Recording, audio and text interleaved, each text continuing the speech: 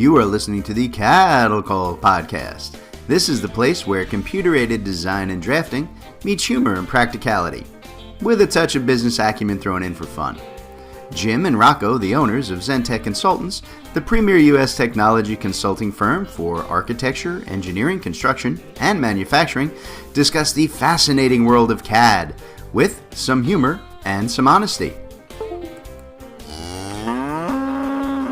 The CADDle Call podcast. Hello, everybody, and welcome to another episode of the CADDle Call podcast with Jim and Rocco from Zentech Consultants. I am Jim, your undercaffeinated and overworked host, and with me, as always, is my partner. I guess I'm the confused one. I don't know, Jim. I don't know. What day is it? What year is it? Where are we? It doesn't matter. All that matters is you just keep working, Rocco. That's what it's all about. Keep working and earning the almighty buck. What else are we on this planet for? Which is actually a great intro for today's topic, so that'll work. But before we get there, you know you must suffer through the engineering joke of the week. All right, you ready for this, Rocco? I'm ready. All right. What is the best present to give for an electrical engineer's birthday? What do you give him? I don't know. You give him shorts. Huh? Come on. I keep getting worse every week. It's awful. Okay. All right. So today I want to talk about the concept of remote work and how that ties into the design and build world. During COVID, we all had to adapt, and we moved a lot of our budget to building out the infrastructure and the technology that we needed to let our people work remotely. And I think now that we're, post-COVID, we're all faced with kind of a myriad of conflicting opinions and technical concerns and cost issues around continuing the remote work concept or deciding to force people back into the office and onto the job site full time. And now, look, I know there's a bunch of our listeners out there in the construction space who are thinking, this is not a problem for us. Construction people have to be on the construction site. And that's true. Really, it is to a certain extent. But I think there's a lot more there that you guys, even in the construction space, are going to want to consider. Look, in both the design and the construction spaces right now, there is a severe worker shortage. Not just with, construction laborers and skilled tradespeople, but with, designers and estimators and project managers and even engineers and architects. For decades now, people have been steering away from our industry, right? Because of, I think, the perceived volatility we have and the way that we tend to run through boom bust cycles as the economy bounces around. And I think, if you couple that with the American kind of institutionalized belief that's been, pushed over the last 50 years that everybody needs to get a college degree, and we're looking at losing almost 50% of our workforce in this industry over the next 10 years. Why? Because the folks who know and work in the design build world right now are mostly old folks like Rocco and I. Rocco's older. He's really old. Yeah, the truth is, look, most of us are getting close to retirement age, and there are not a lot of younger people ready to take our jobs behind us right now. And look, that is a social, political conversation in and of itself we're not going to get into. But I think it's also an important part, at least, of the discussion around remote work. Right? And we're going to get into that in just a minute. But Rock, before I do get into it, let me ask you this. How many of the clients that you talk to in our space are having trouble right now finding and keeping qualified employees? Just about everyone. There you go. And it's all around. I had a conversation earlier today with a surveyor who's 78 years old and he's still working. Oof. And he's trying to retire, and he's trying to hand his clients over to other people, and there's just not nobody out there that wants to do the work. And it's disappointing. He can't hire people, and he's trying to give it up, but his phone keeps ringing because there's a need. Oh, dude, if I get to 78 and I'm still recording this podcast, just shoot me, would you?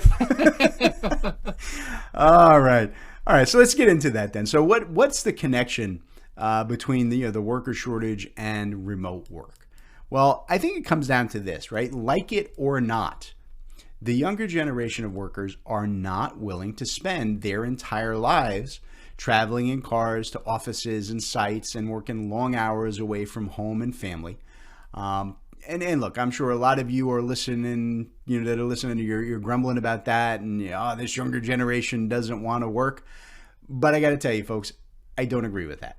I think they are just smarter than we were, right? People under 40 have grown up in the digital age, and they grew up through some massive economic shifts, and they've seen the results of their parents, right? Old guys like me who worked 70 hours a week, and we commuted 2 or more hours each way to work every single day. And they saw what that got us. They saw the layoffs and the corporate greed and the price gouging that came during the big financial collapses of the last 20 years, right? And then they saw it again in COVID when everybody got laid off. And they realized that working that way benefits only the company. And it actually severely damages the individual's personal life, right? And doing it gives them absolutely no protections during an economic crisis. In other words, they saw their parents get screwed by the system, and they're not willing to repeat that mistake. And I think this is where the remote work concept comes in. I think that providing an environment where people can perform their jobs from their own home with no travel time, no travel expenses, and they're immediately available to their families the moment work is over or if emergencies arise. I think this is the single biggest work benefit that people want today. All right, now look, I get it that in our world, particularly the construction side, remote work isn't always possible. But I will say that even some kind of hybrid environment where folks can work from home, even if it's only 1 or 2 days a week, it's going to go a long way towards helping you get and maintain the staff you need. I'll even say this: if you have laborers, right? Yeah, and what I mean is, people who work with their hands, skilled tradespeople like plumbers and electricians and whatnot, working for you, even they can benefit from a hybrid work environment, right? There are always days where bad weather or site conditions or just scheduling gaps mean that they cannot be out on the job working hands-on. And those are ideal days to let them work from home and handle things like, training and certifications and reporting and filling out their timesheets and updating schedules and all of the other miscellaneous, office type work that those guys never seem to get on top of. But the key to all this is that you're going to need to build out and maintain remote worker functionality for your company on a permanent basis. Rocco, how important do you think it is to get these hands-on workers, right? The training and experience working with things like, document management and estimating and markup tools. And do you find that we do a lot of that for our construction clients? Yeah, I think it's hugely important, right? I mean, look, could you still work with paper and pencil, or could you still work without electricity? Sure, you can, but I mean, come on, let's get real. When the technology's out there to be able to help people along and be more productive and get the work done better and faster, why not? I mean, so it is a big part of what we do, training field staff at all levels. And there's people out there that say, oh well, I got field staff, but they're all too old and they're not going to want to learn. And I don't think that's the case. I disagree. I think everybody wants to be productive and be use technology at some level, because it's really advanced, particularly in construction. It's really come a long way over even the past 5 years. So why not utilize the technology? Yeah, I agree. And I don't think age is an excuse. Look, I make my living as a technology consultant in this industry, and I'm pushing at 60, folks. I ain't no spring chicken. And believe me, if I can do it, anybody can. Except maybe Rocco. All right, look, I know, that there have been a lot of large companies out there making the news because of their now, return to work policies.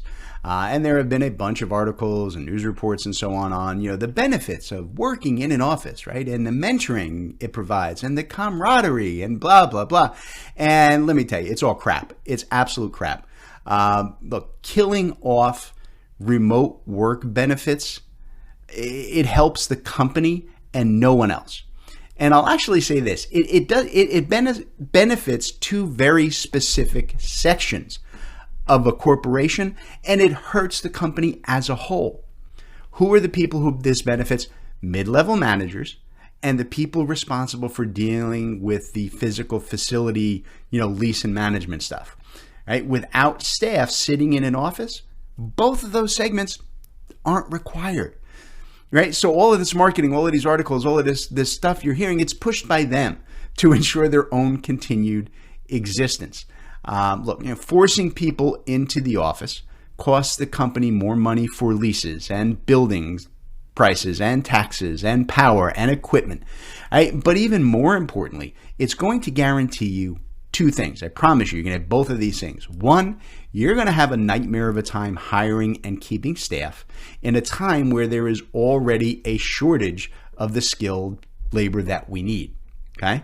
And two, the people who you do manage to get to take that forced, in office all the time position or on site all the time position, they are going to be the worst employees available on the market.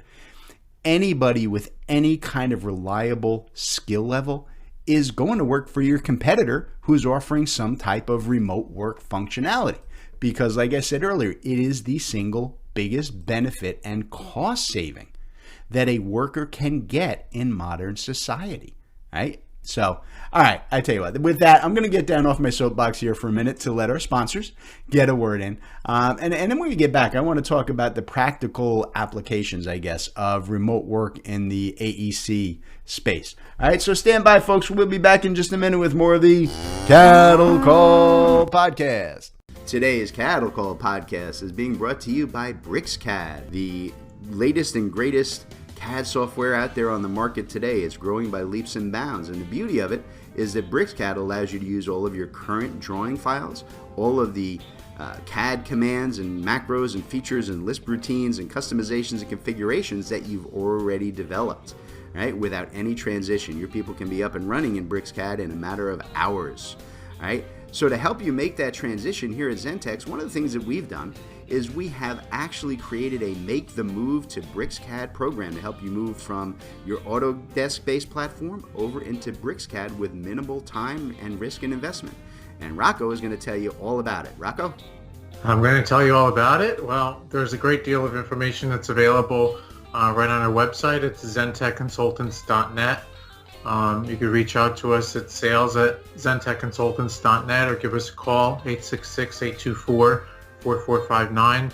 But yeah, that's the core idea behind it, Jim. If you're an AutoCAD user and you're looking to make the move to BricsCAD, we're here to help make an easier transition for you.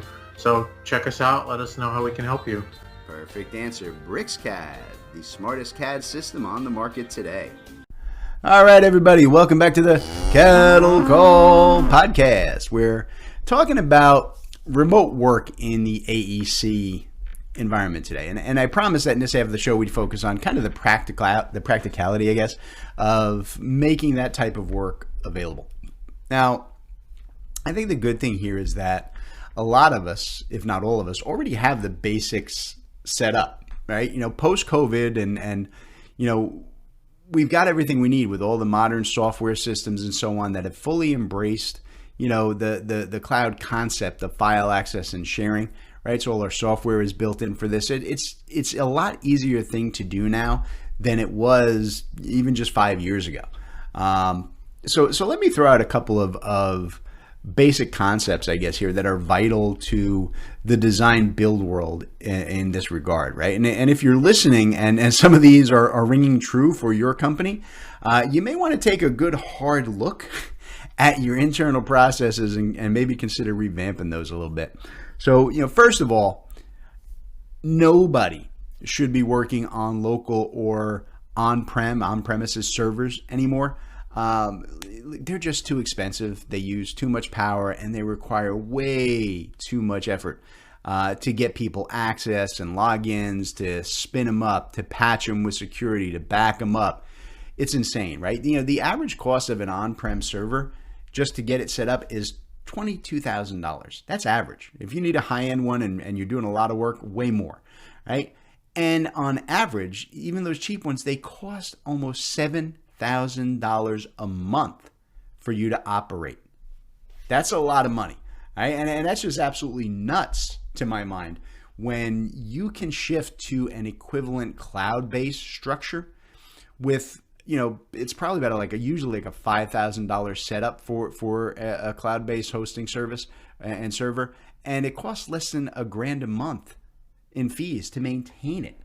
And all of that is constantly being updated and patched and backed up and secured for you by the cloud host. I mean, it's, cost-wise, it's a no-brainer. But even aside from that, I think the real benefit of going cloud is the full-time remote access it provides with simple login tools, right? So, everybody who needs to can just access all of the project data with a simple, username and password, right? And that can easily include your clients and your subcontractors and the engineer and everybody else, right? You want to put into that loop, right?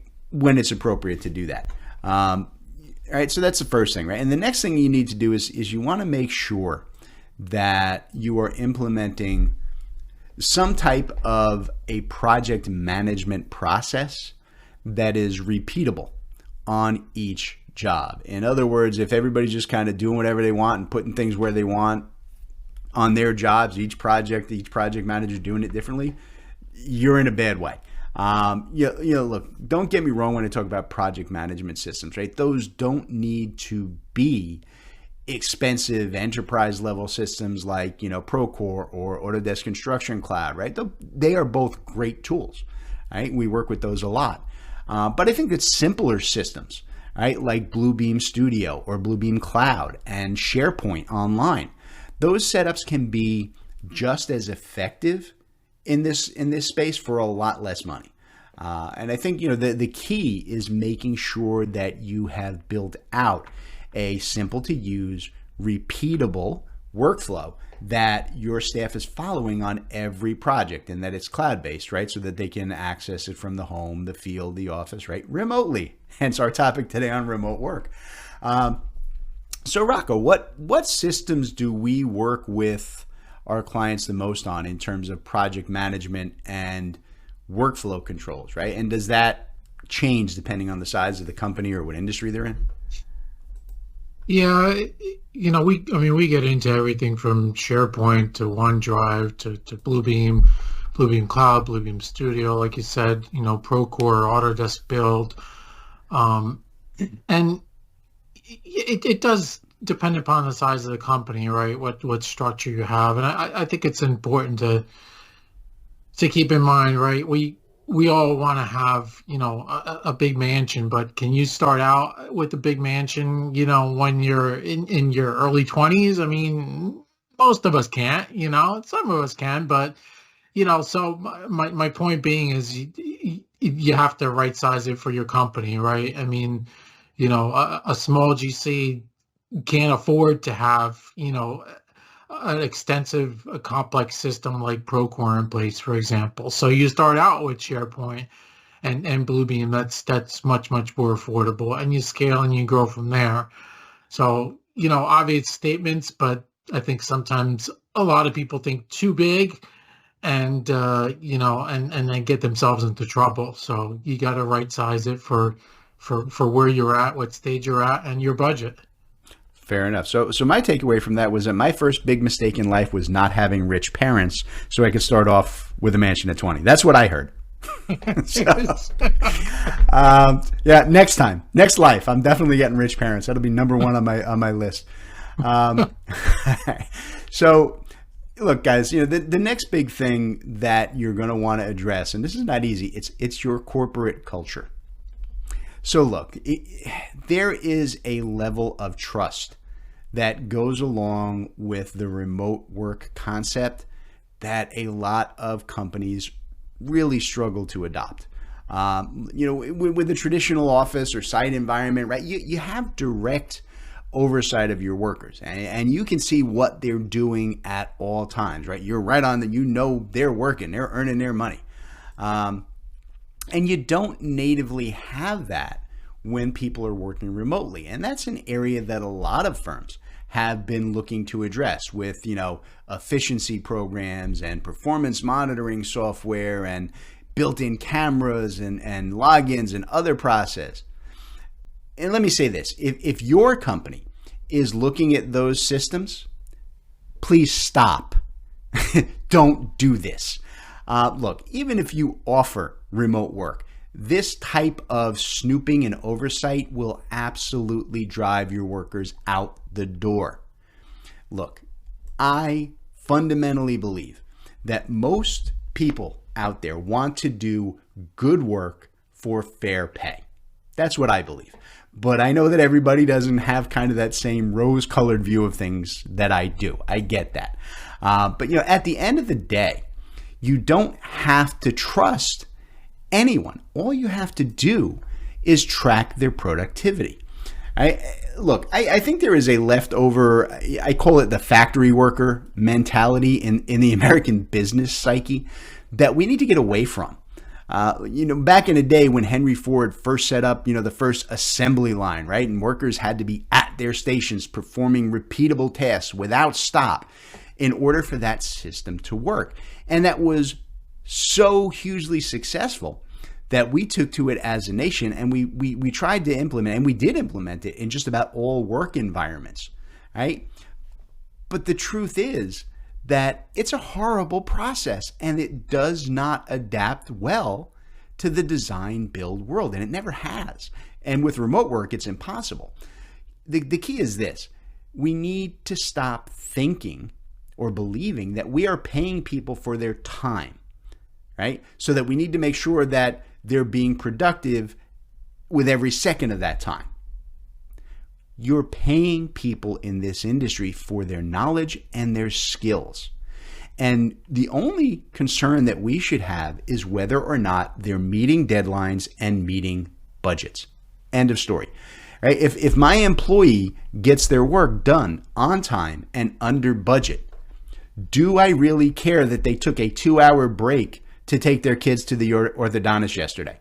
Don't care. They got it done on time, under budget, right? We need to be concerned with results, not the time and the process in between and how they got there. Look, if you believe that your employees have to work for every single second that you're paying them, you're dooming yourself to lose employees, and you're going to be struggling to find replacements with that kind of an attitude. Okay, so Rocco, look, as a fully digital company from our founding, right, from the day we started, this concept of letting people work when and as they need to, without any real oversight, was a concern of yours. When we first started Zentech, has that kind of eased for you? And if it has, what changed your thoughts on it? It has. I don't think that I'm 100% at ease a lot of times, but it comes down to like you're saying, to productivity. I mean, if the work is getting done and it's put out on time, you're meeting deadlines, you're coming in within budget or under budget. People surprise you, right? I mean, I'm with you, Jim. I think for the most part, people, they want to work. They just want to get a fair wage and be treated right. Are there going to be folks out there that you're always going to be worried about? For sure. That's given, right? I mean, that's just the way that it is. But you have to keep an eye on that. You have to keep an eye on again, your budgets and are you meeting your deadlines? And if you're not, something's got to be done about it. And it may mean letting some people go because of that. But for the most part, I've been pleasantly surprised at how productive people can be, and they're happy. That's a big thing too, right? That's it. I mean, hey, knock wood, right? I don't want to jinx anything, but honest to God, here at Zentech, we've been crazy lucky in that our employees come on board with us. They love the structure. They love that we don't hover over them. They're good people who work really hard, go above and beyond for us constantly, and we have almost no turnover in this environment. And I'm thrilled about that, and I love the guys who are working for us. They're all fantastic. So, look, I'll say this, right? I think that one of the big problems that people run into in our industry with the remote work concept, it isn't with the technology or the software. I think it's in developing workflows that fit that remote process. Look, it's a very basic human thing to be able to keep, paper files in a cabinet or, walk down the hall and ask your boss a question or even, hey, let's just run into the conference room for a quick meeting, right? Those were things nobody had to think about learning how to do. You knew how to do that. It's native to us.